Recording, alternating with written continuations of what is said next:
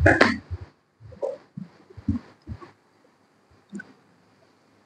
po ay lubos na nagpapasalamat sa Panginoon sapagkat atin pong nai-restore ang mga gawain dito sa ating iglesia. At ang isang bagay na ninanais natin ay magkaroon ng Bible study at saka prayer meeting kung araw ng Miyerkules.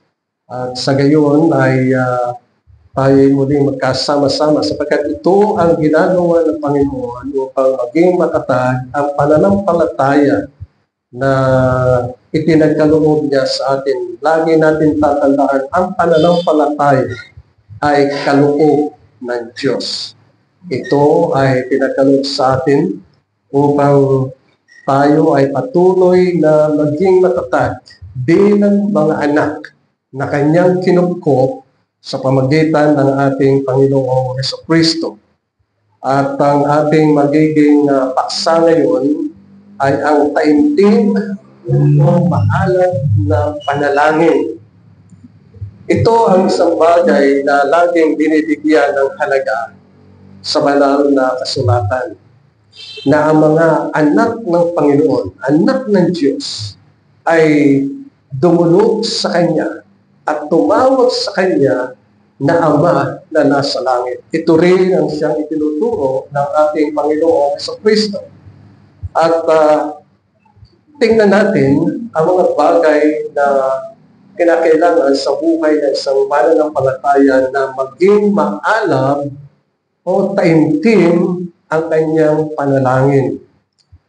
Dito sa Nehemias, Kapitulo 1, sa Lumang Tipan, nais kong basahin ang Kapitulo 1 at tignan natin ang naging taimtim o maalam na panalangin ni Nehemias. Na ganito ang siyang isinasaad sa talatang 1 ng Nehemias Kapitulo 1. Ang mga salita ni Nehemias na anak ni Hakalias sa buwan ng Chislev ng ika-20 taon, samantalang ako'y nasa Susa na siyang kabisera, si Hanani, isa sa aking mga kapatid, ay dumating na kasama ang ilang lalaki mula sa Huda. Tinanong ko sila tungkol sa mga Hudyo na natirang buhay na nakatakas sa pagkabihag at tungkol sa Jerusalem. At sinabi nila sa akin, ang mga natirang buhay sa lalawigan ay nakatakas sa pagkabihag ay nasa isang malubhang kalagayan at kahihiyan. Ang pader ng Jerusalem ay wasak at ang mga pintuan nito ay natupok ng apoy. Nang marinig ko ang mga salitang ito, ako'y umupo, umiyak, at tumangis ng ilang araw, at ako'y nagpatuloy sa pag-aayuno at pananalangin sa harapan ng Diyos ng langit. At aking sinabi, O Panginoong Diyos ng langit, ang dakila at kasindak-sindak na Diyos na nag-iingat ng tipan at tapat na pag-ibig sa mga umiibig sa Kanya at nag-iingat ng Kanyang mga utos. Makinig ka sana ngayon at imulat ang iyong mga mata upang makinig sa dalangin ng iyong lingkod na aking idadalangin ngayon sa harap mo araw at gabi para sa mga anak ni Israel na iyong mga lingkod. Aking ipahayag ang mga kasalanan ng mga anak ni Israel na aming nagawa laban sa iyo. Ako at ang aking sambahayan ay nagkasala. Napakasama ng aming nagawa laban sa iyo at hindi namin iningatan ang mga utos, mga tuntunin o mga batas na iyong inuutos sa iyong lingkod na si Moises. Alalahanin mo ang salita na inuutos sa iyong lingkod na si Moises, na sinasabi, kapag kayo'y hindi tapat, ikakalat po kayo sa lahat ng mga bayan. Ngunit kung kayo'y manumbalik sa akin, ay ingatan ninyo ang aking mga utos at gawin ang mga ito. Bagamat ang inyong pagka-watak-watak ay nasa kaduluduluhang bahagi ng mga langit. Aking titipunin sila mula roon at dadalhin ko sila sa lugar na aking pinili upang patirahin doon ang aking pangalan. Ang mga ito, ang iyong mga lingkod at ang iyong bayan na tinubos mo sa pamagitan ng iyong dakilang kapangyarihan at sa pamagitan ng iyong malakas na kamay. O Panginoon, pakinggan mo nawa ang panalangin ng iyong lingkod na nalulugod na igalang ang iyong pangalan. Pagtagumpayin mo ngayon ang iyong lingkod at ang pagkalooban mo siya ng kaawaan sa paningin ng lalaki ito. Noon ay tagapagdala ako ng kopa ng hari. Hanggang dito lamang po ang pagbasa natin sa banal na kasulatan at magiging teksto natin ay mula po talatang 5 hanggang talatang 11 na dito ay tinutukoy ni Nehemias yung kanyang panalangin, pagdulog sa Panginoon. At makikita po natin dito mga minamahal, yung kaalaman at taimtim na panalangin ni Nehemias sa Panginoon sapagkat nabatid niya ang tungkol sa balita na yung pader na Jerusalem ay wasak at ang mga pintuan ay sunog. At dito ay tunay na nagambala ang kaluluwa ni Nehemias. O kaya nga ang sabi dito sa banal na kasulatan ay sa talatang 4, nang marinig niya ang mga salitang ito, siya ay umupo. At sa kanyang pagkakaupo, siya ay umiiyak. Tumatangis ng ilang mga araw at nagpatuloy sa pag-ayuno at nagpatuloy sa kanyang pananalangin. Sapagkat naging kadusta-dusta ang kanilang kalagayan dahilan sa kanilang mga kasalanan. Ang mga bagay na ito ay nangyari sapagkat sa panahon ni Hezekiah ay dumating ang mga Babylonia. At doon ay ipinahayag ni Hezekiah ang kagandahan ng kanyang kaharian. At isinasa dito ay pinagmalaki ni Hezekiah ang mga kayamanan, mga sandata. Tulad na sinasabi sa Isaiah Kapitulo 39, talatang 1, na dito ay sinasad ng panahon yun si Merodach Baladan, na anak ni Baladan, na hari ng Babylonia, ay nagpadala ng mga sugo na may dalang mga sulat at regalo kay Hezekiah. Sapagkat nabalitaan niyang siya ay nagkasakit at gumaling. At sinasabi sa talatang 2 at natuwa sa Hezekiah dahil sa kanila, at ito po ang naging suliranin at problema na ipinakita sa kanila ang taguan ng kanyang kayamanan, ang pilak, ang ginto, ang mga pabango, ang mahalagang langis at lahat ng mga sandata, lahat ng doon na kanyang mga inimpak.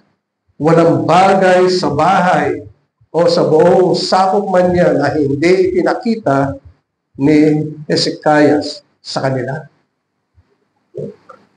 Pinakita lahat.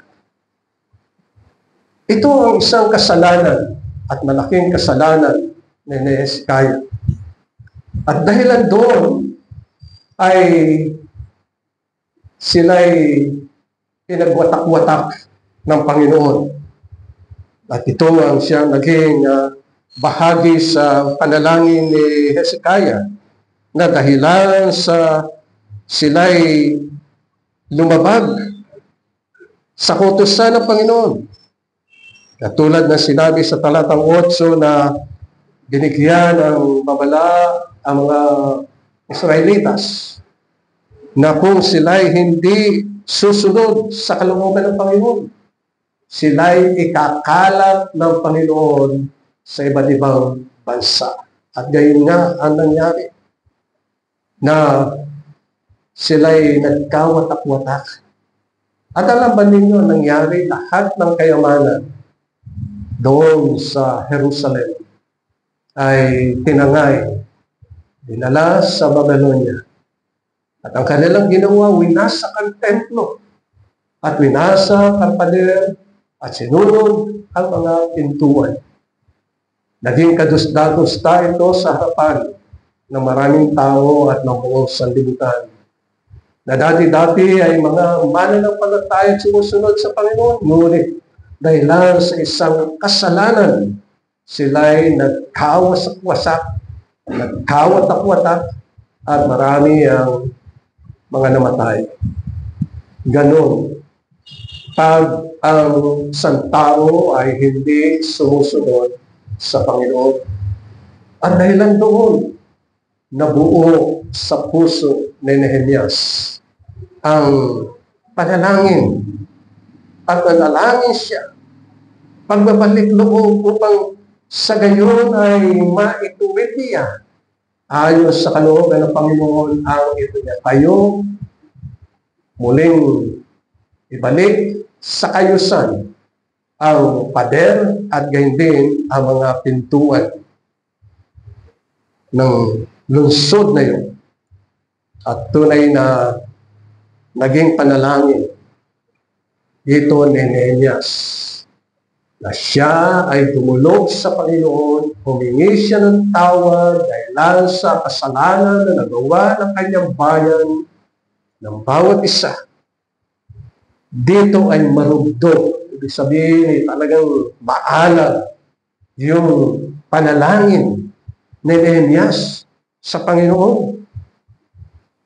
Pero niya dumating na para siyang napagtakluban ng lungkot at panghihinayang at pagsisisi. Sapagkat sabi dito, nang mabalitaanan niya ang mga bagay na yun, sabi niya, siya'y umupo. At sa kanyang pagmumuni-muni, napaiyak siya. Ang sabi dito, tumangis siya ng ilang araw dahil sa nangyari doon sa Jerusalem. Dati-dati ang Jerusalem ay napakaganda. Dati-dati ang mga tao ay walang puknat, walang sawang nagpupuri at nagpapasalamat sa Panginoon. Dahil doon ang kalwalatian, ngunit na parang ang kalwalatian noon dahil sa kasalanan. Ito ang mga bagay na siyang itinatamis ni Nehemias o Nehemia. Sabi dito ay umupo, umiyak, tumamis ng ilang araw at kay hindi ay nakapagpatuloy sa pag-ayuno at panalangin sa harapan ng Diyos ng langit. Napakahalaga ang panalangin. Ito ay hindi dapat kinaliligtaan ng isang anak ng Diyos. Sapagkat ang panalangin ay pakikipag-usap, pagdulog, at tunay na kaugnayan.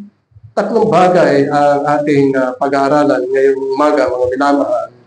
Una ay yung kahalagahan ng panalangin.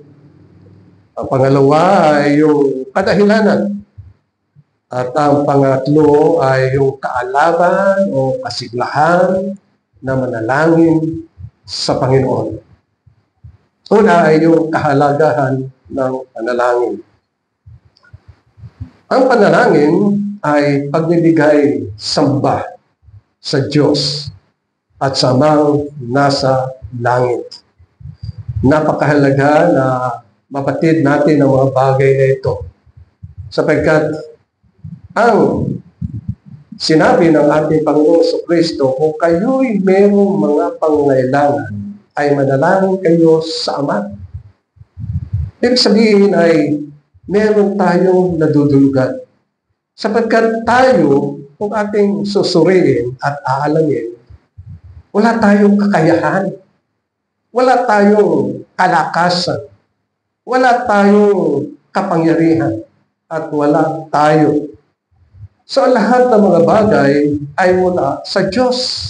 Yung lahat ng ating kinakain, mula sa Diyos.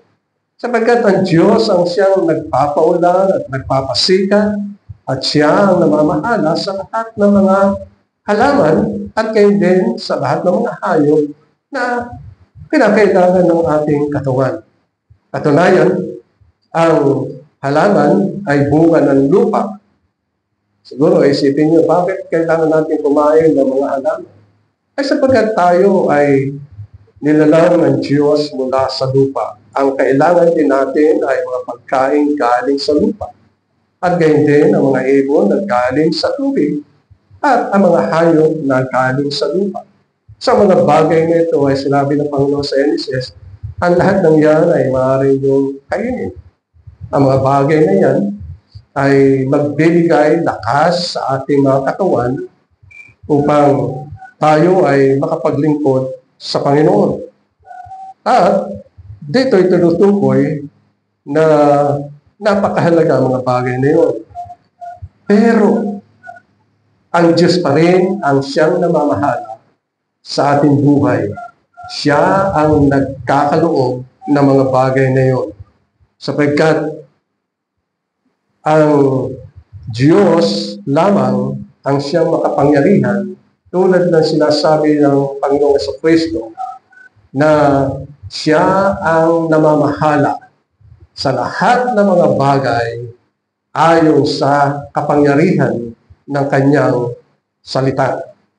Kaya nga si Nehemias, kinikilala niya na ang Panginoon ang tunay na kailangan upang mahabag at muling maibalik ang mga nasira doon sa Jerusalem, ang pader at gayon din ang mga pintuan.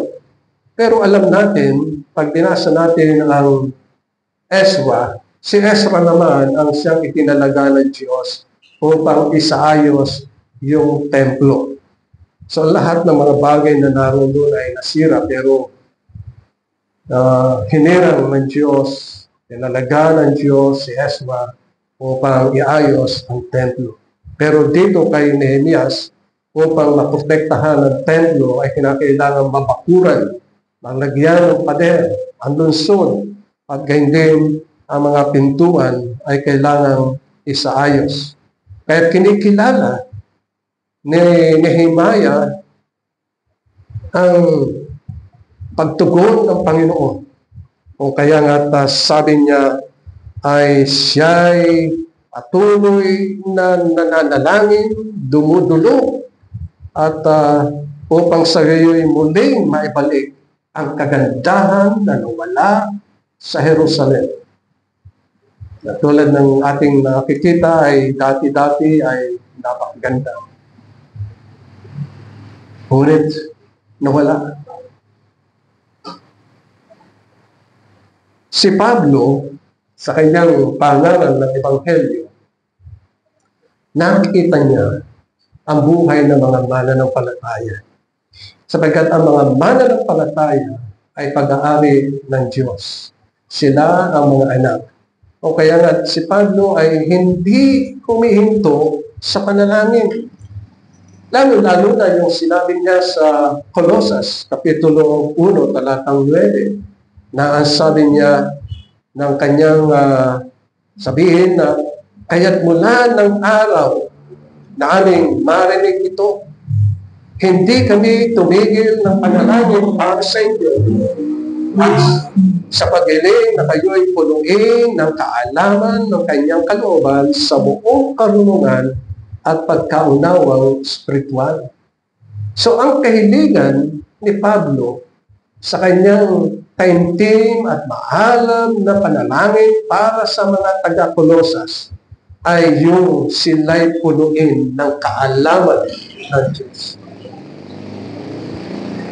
Yung buong karunungan, yung buong pagkaunawa sa mga espiritual na bagay. Ito ang ninanais ni Pablo.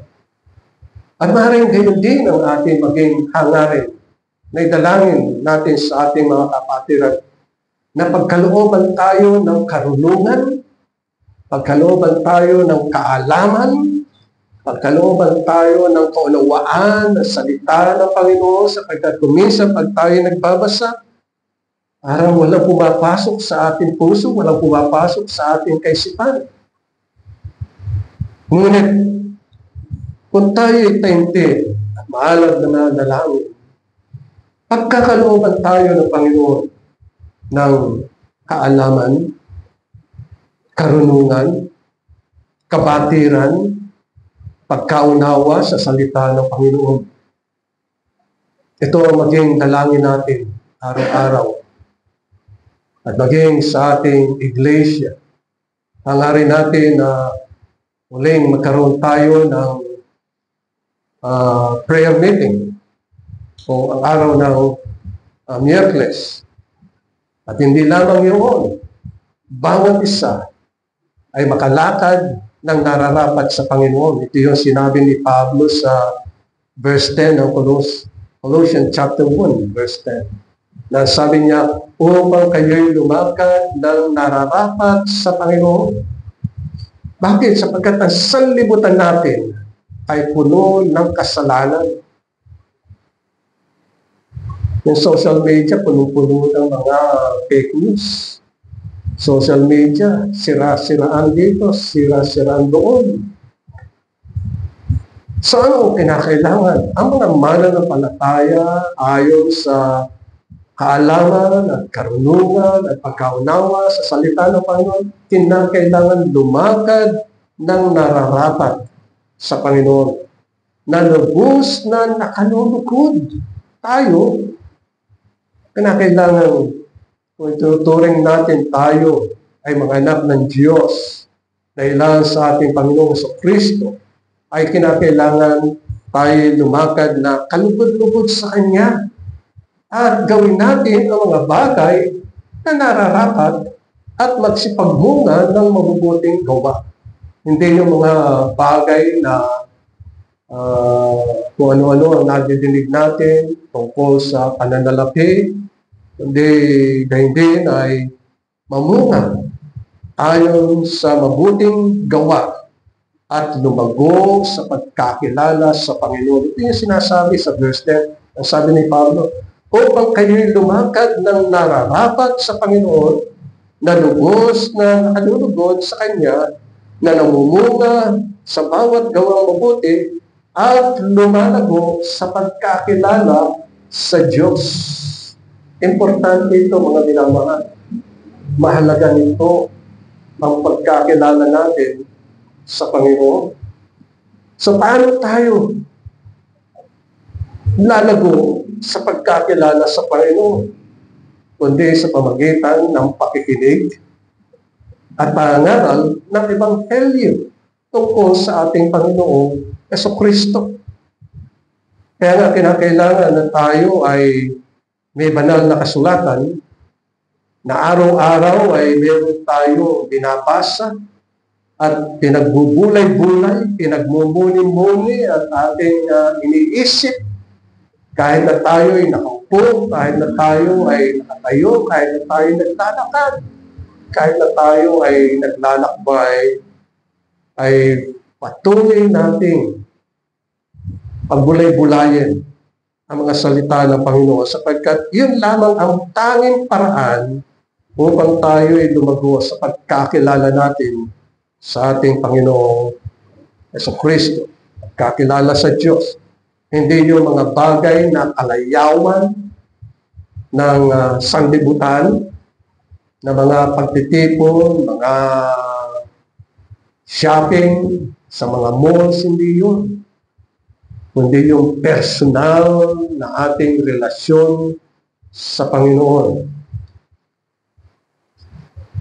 Kaya nga, habang tayo, mga minamahal, ay naghihintay sa Panginoon, ay ito ang mga bagay na ating gawin. Tulad na sinasabi ni Pablo sa talatang 9 at talatang 10, sapagkat sa panahong ito, inyong napapansin, maraming mga bagay sa sanlibutan na tayo ay kinakayad na lumayo sa Panginoon.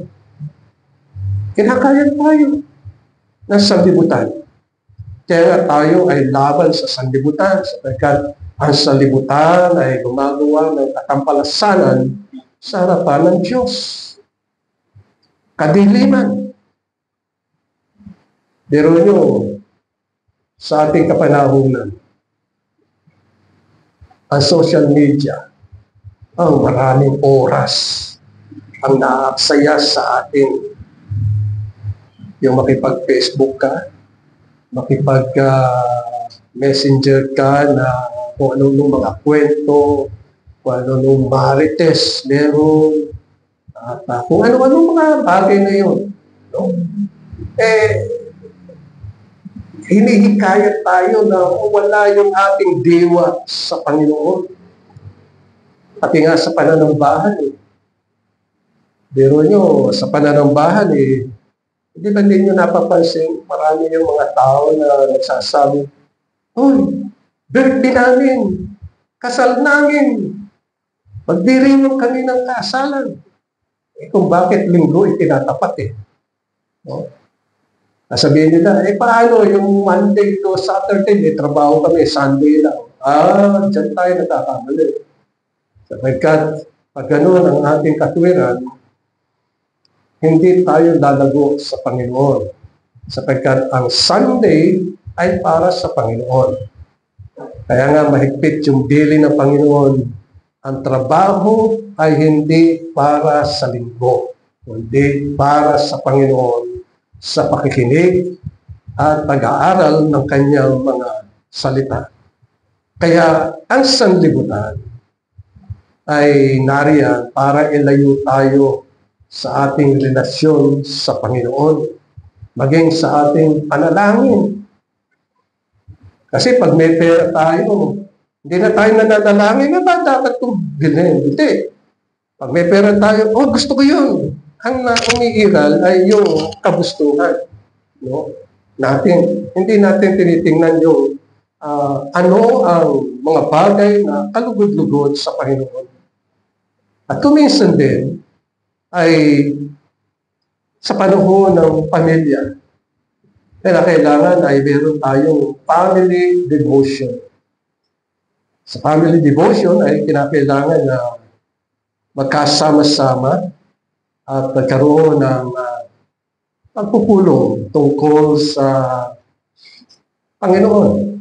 Kahit na kayo ay dalawa lang, maganda na masimulan, kayong mag-asawa, at pagkatapos, sama nyo yung mga anak nyo, kasama nyo yung mga buong kasambahay ninyo sa family devotion.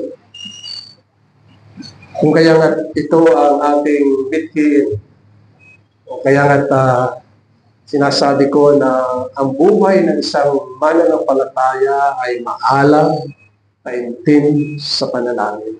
Upang yung bitkin natin sa Panginoon ay ipagkaloob na masimulan natin ang Sunday School at masimulan natin ang Bible study at prayer meeting kung araw ng Miyerkules. Pag dumating ang mga bagay na yan, ang sasabihin ng iba, busy ako Hindi ako makadalo ng prayer meeting.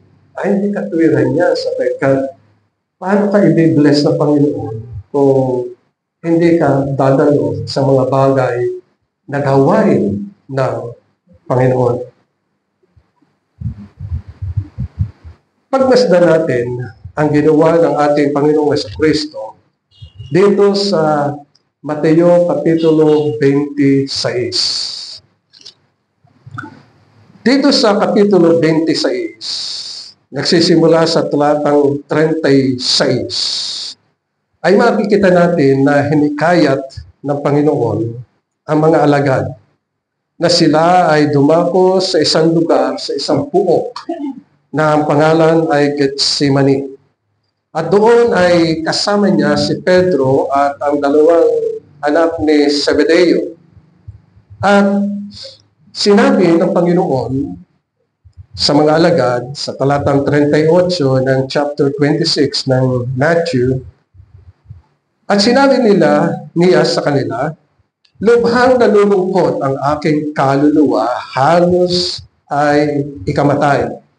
Manatili kayo rito at makipagpuyat sa akin." At sabi sa talatang 39, paglakad pa niya ng malayo-layo, siya'y nagpatirapan at nanalangin na nagsasabi, "Ama ko, kung maaari lumampas sana sa akin ang kopang ito, gaymay hindi ayon sa ibig ko, kundi ayon sa ibig mo." So ito ang unang panalangin ng Panginoon. At yung ikalawa ay gayon din nasa talatang 42. Nasabi dito, muli sa ikalawang pagkakataon, umalis siya at nanalangin na nagsasabi, "Ama ko, kung hindi maaari lumampas ito, malibang inumin ko ito, ang iyong kalooban ang siyang mangyari." And then, ang pangatlo ay narito sa talatang 44. Kaya siya muli niyang iniwan at umalis at nanalangin sa ikatlong pagkakataon na sinasabi ang gayunding mga salita. So ang makikita natin dito, 3 beses nagpatirapa ang Panginoon. Nanikluhod siya sa Panginoon Diyos sa Ama. Nananalangin siya. Yung attitude niya na siya ay nagpatirapa, ibig sabihin, napapasabog siya sa kalooban ng Diyos. At ang kanyang idinadalangin ay ang kapakanan ng bawat isa na mga mananampalataya, na hinihiling niya na ang kahabagan ng Diyos ay ipagkaloob sa atin. Ibigay ng Diyos ang ating kaligtasan. Ibigay ng Diyos at ipamalas ng Diyos yung kanyang pag-ibig sa atin. Kaya nga sabi ng Panginoong Jesucristo ay, kung maaari, lumampas sana sa akin ang kopang ito. Ang tinutukoy niya yung kanyang sarili sapagkat sabi niya ay sa talatang 42, "Ama ko, kung hindi maaari lumampas ito, malibang inumin ko ito, ang iyong kalooban ang siyang mangyari." Sapagkat ang Panginoong Jesucristo ang kabayaran ng ating kasalanan. Inako niya ang ating kasalanan. O kaya nga siya'y naninikluhod. Yung kanyang katawan, yung kanyang sarili ay ibinigay sa atin. Yun ang kanyang kahabagan. Kaya nga sabi ng Panginoon, "Panginoon Diyos, aking Ama, kahabagan mo sila." Sapagkat kung hindi tayo kahabagan ng Panginoon, pupulutin tayo doon sa impyerno. Doon tayo mapupunta. Hiwalay sa Diyos at walang hanggang pagdurusa doon sa impyerno. Kaya nga dito nananalangin, "O Ama, kahabagan mo sila." Di sabihin "Ama, hayaan mo na tubusin ko ang kanilang mga kasalanan. Hayaan mo na ako ay mamatay at dalhin ko kanilang mga kasalanan. At sila'y iyong patawarin. Huwag mo silang hatulan ng kamatayan. Ako ang hatulan mo ng kamatayan." sila'y yung iligtas. O kaya nga dito, napakalalim at marugdog at taimtim at maaalad ang panalangin ng Panginoon para sa atin. O kaya nga dito ay laging isinasaad ang mga bagay nito. Pero niyo 3 beses nagpatirapa. Pinapahayag niya sa Panginoon Diyos. At hindi nadadaman niya kung paano na siya ay lalapastangan, paano siya hahagupitin ng mga tao at ipapako doon sa krus. Meron na siyang kaalaman. Inireveal niya ito sa kanya ng Ama. Yung magiging kanyang kamatayan, mababayubay siya doon sa krus sa Kalbaryo. At yun ay alang-alang sa atin, para sa atin. Kaya nga, ang panalangin ay napakahalaga. Sa ating paubuhay, mga minamahal, ay napakahalaga ang panalangin. Ikalawang bagay na pinakailangan makita natin dito, mga minamahal, ay yung kadahilanan. Sapagkat si Pablo, nabatid niya ang walang hanggang panukala ng Diyos. At buong pagpapakumbabang lumuhod, nanikluhod sa trono ng biyaya ng Diyos. At nanalangin para sa kapisanan ng nabubuhay sa ibabaw ng sanlibutan, gayon ng mga nakatakdang ipanganak sa mga sumusunod na panahon. At ito ang siyang sinabi niya sa Efeso Kapitulo 3, talatang 14. Na sabi niya sa talatang 14, dahil dito, na Kapitulo 3 ng Efeso, dahil dito ay iniluluhod ko ang aking mga tuhod sa Ama. Pero nyo, siya lumuluhod sa kapangyarihan ng Ama sa pamamagitan ng Panginoong Jesucristo. Nasabi niya na sa Kanya'y ipinangalan ang bawat sambahayan sa langit at sa lupa upang sa inyo'y pagkaloob niya ayon sa kayamanan ng Kanyang kaluwalhatian na kayo'y palakasin ng kapangyarihan sa pamamagitan ng Kanyang Espiritu sa pagkataong loob, upang si Kristo ay manahan sa inyong mga puso sa pamamagitan ng pananampalataya, o paano kayo'y nag-ugat at tumitibay sa pag-ibig. Ito ang hangarin ni Pablo sa mga mananampalataya, na ang mga mananampalataya ay lumalakas at yung pananampalataya ay tumitibay, at paano sila'y nag-uugat at tumitibay sa pag-ibig. Kaya nasabi niya sa talata 18, aking idinadalangin na magkaroon kayo ng kapangyarihan matarok. Yung salitang matarok, malalim. Sabihin, maunawaan, maintindihan. Yun ay ibig sabihin ng matarok. Kasama ng lahat ng mga banal sa luwang, sa haba, sa taas, sa ilalim, upang makilala ang pag-ibig ni Kristo na higit sa kaalaman, upang kayo'y mapuno ng lahat ng kapuspusan ng Diyos. Ito ang kadahilanan kung bakit patuloy na nananalangin noon si Pablo sa mga mananampalataya. Maging ang Panginoong Jesucristo, kung babasahin natin ang John chapter 17, doon ay pinapanalangin ng Panginoon Hindi lahat ng tao, kundi yung mga hinirang niya, mga pinili niya. Sabi sa verse 9.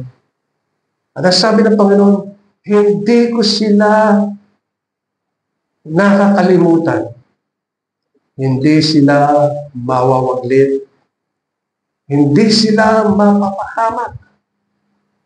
Walang sino man sa kanila na maliligaw. Iniingatan niya ang bawat isa na mga mananampalataya. Kaya nga, sa kadahilanan ito ay nananalangin si Nehemias, kaya din ang higit sa lahat ang ating Panginoon sa Kristo at gayon din si Pablo. Nananalangin. At sinasabi ng Panginoon na kung kayo'y mananalangin, ay hilingin nyo sa aking pangalan.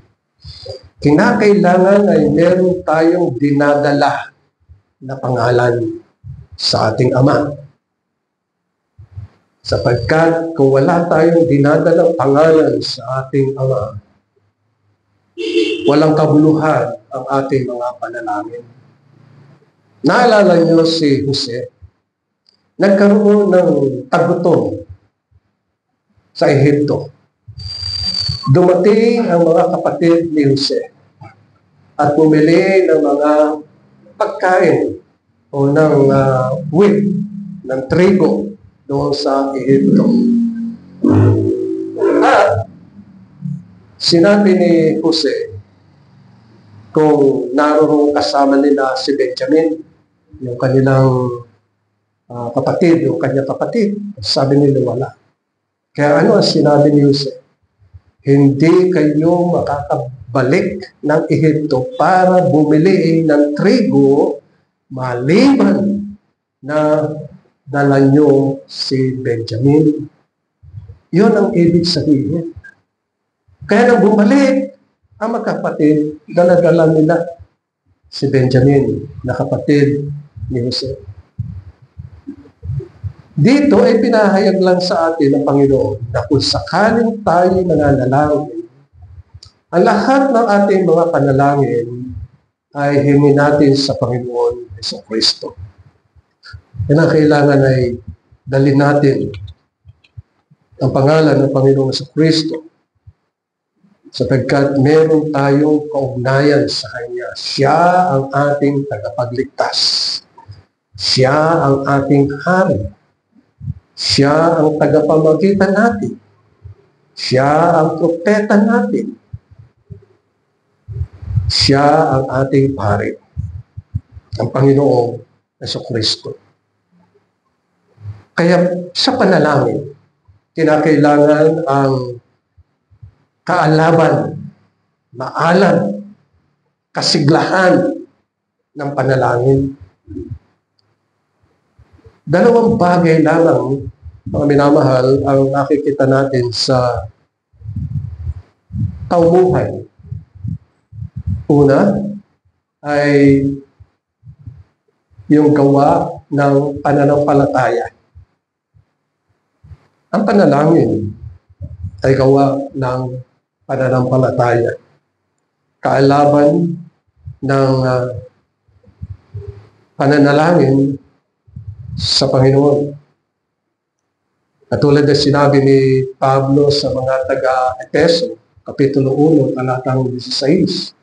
Na sabi niya, hindi ako tumitigil ng pagpapasalamat para sa inyo na binabanggit ko kayo sa aking mga panalangin.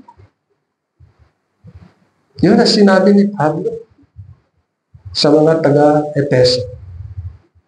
Lagi niya binabanggit. At maging gayon din tayo mga minamahal. Banggitin natin sa ating mga panalangin ang mga kapatiran at ang ating gawain at ating ninanais. At ang kanyang pananalangin ay pananalangin na siya'y nananalangin sa lahat ng panahon. Tulad na sinasabi sa Efeso Kapitulo 6, talata 18. Sabi niya sa mga taga-Efeso, manalangin kayo sa Espiritu. Bakit sa Espiritu? Sapagkat ang mga mananampalataya ay ipinanganak sa Espiritu, at ang ipinanganak sa Espiritu ay Espiritu. Sila ay kinakailangan manalangin sa Espiritu. Sa lahat ng panahon, na ibig sabihin, ang ating Ama ay Espiritu.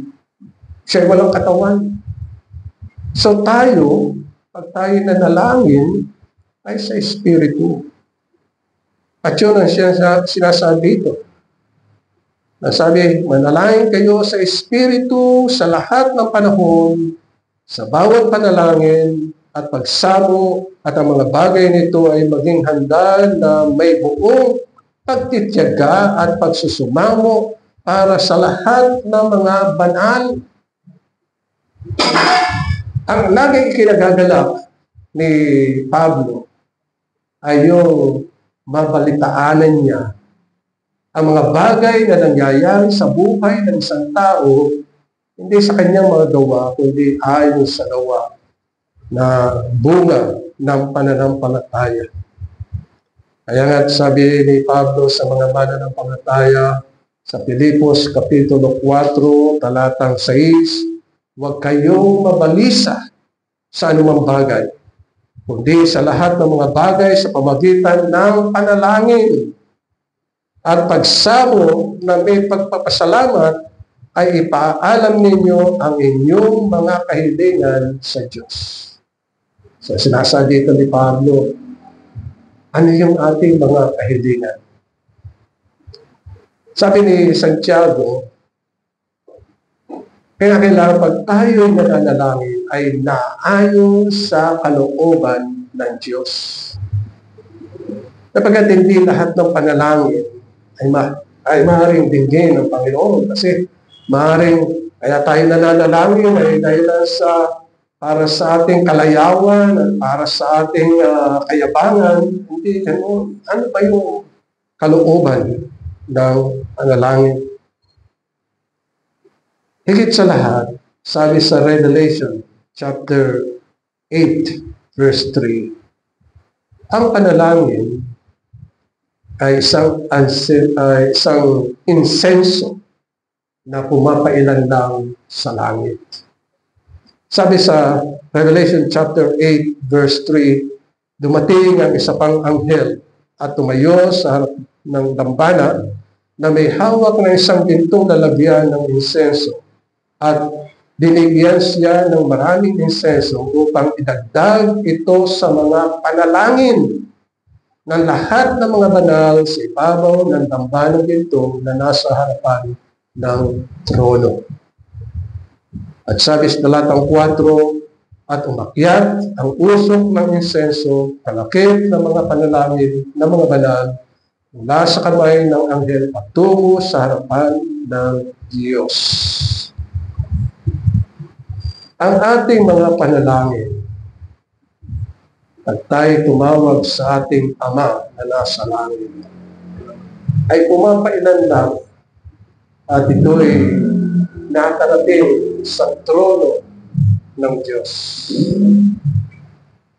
Ang kagandahan ng batid ng Panginoon, yung ating mga panalangin, nalalaman niya ang panalangin ng bawat isa. Sapagkat nalalaman niya ang ating buhay, nalalaman niya ang ating kalagayan. Kung tayo ay gipit, nangangailangan, o nagpapasalamat, o sumasamba sa Kanya, at nagbibigay tayo ng pagpapasalamat sa Kanya, nababatid ng Panginoon. Nababatid ng Panginoon ang nilalaman ng ating puso pagdating sa panalangin. Nababatid ng Panginoon kung ano ang mithiin natin o plano natin kung tayo ay nananalangin. Kaya nga, sa mga bagay na ito, ay nais natin na iparating ang ating mga kahilingan sa Panginoon. Pag hindi naman tayo nanalangin, Ang sabi ng Panginoon sa mga alagad, kaya kayo wala. Kaya kayo nagkikahos o anumang bagay na inyong nagagawa sapagkat hindi kayo nananalangin. Kaya sabi ng Panginoon, manalangin kayo sa Ama, sa aking pangalan. At ito'y ipagkakaloob sa inyo. O mga minamahal, maging maalab tayo, maging paintim tayo sa ating mga panalangin. At tayo patuloy na pagpapalangin ng Panginoon. Amen. Maraming salamat, o aming Diyos at aming Ama na nasa langit, sa mga salita mo na nagbibigay buhay at tunay na nakakaantig ng aming kaluluwa. Patuloy kaming matuto na laging manalangin sa iyo sa anumang oras at sa lahat ng panahon, sa matamis na pangalan ni Jesus. Amen.